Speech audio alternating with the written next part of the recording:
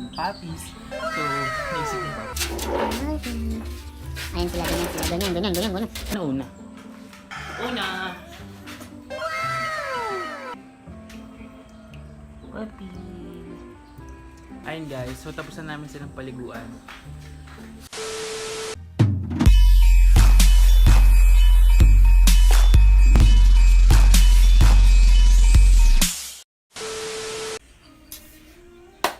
So yun guys, welcome back to my channel.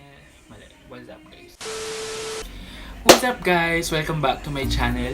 Yan, so thank you sa lahat ng mga nanood sa previous vlog ko about sa mga puppies namin. Ito.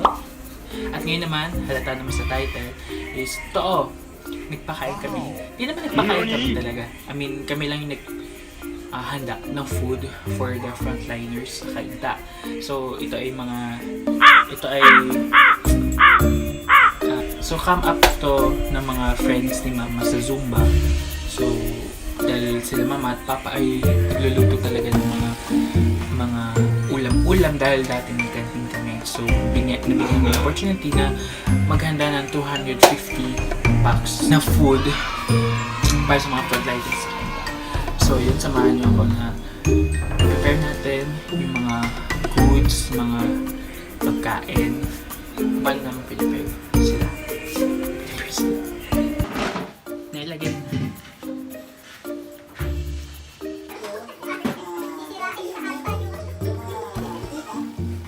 Pipiga na kalamansi.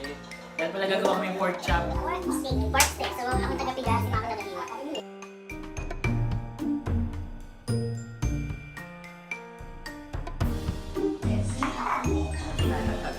Isa naman is yung init sa sauce. Isa naman yung lemon.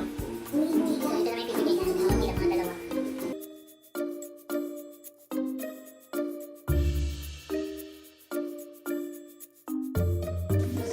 Hi! Yung hugasan ng pork chop.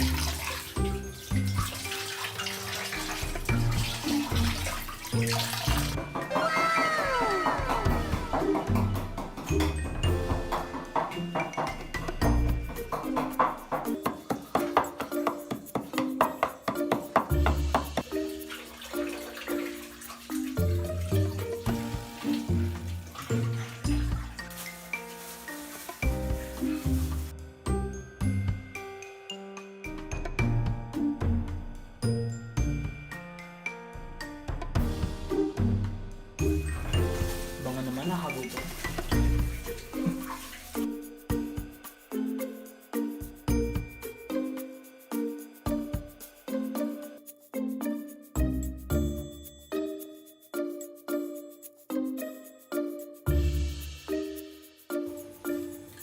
So ready, so ikukot na, i-lutuin na natin. Kukok. So lulutuin na namin yung pork steak.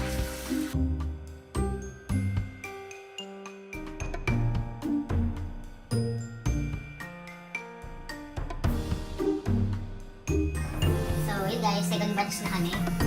Ayan. So yung sa 100 na kami plus na luto, then tutuloy namin yung next batch. So panibago.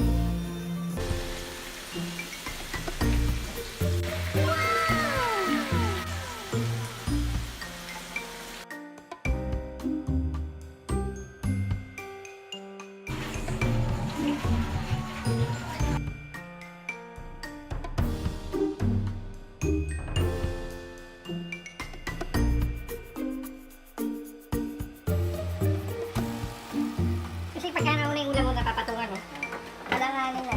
Hindi mo mapepesto na maayos.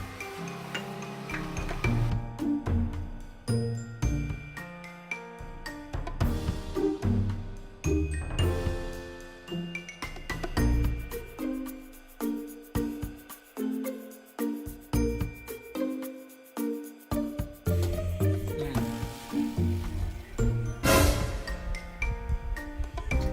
What's up guys? Ay na ma, ending. Ano sabihin ko?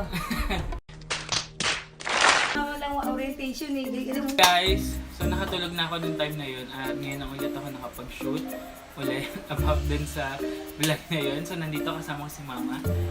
Hello po. Maraming Maraming salamat po sa lahat ng nagbigay, nakaisip para magkaroon tayo ng ganitong project, nagbigay ng mga tiga-Zumba, Zumba mates, at salamat po dahil nakatulong tayo sa barangay ng Kainta sa pamumuno po ng Mayor Nieto. Salamat Zumba mates!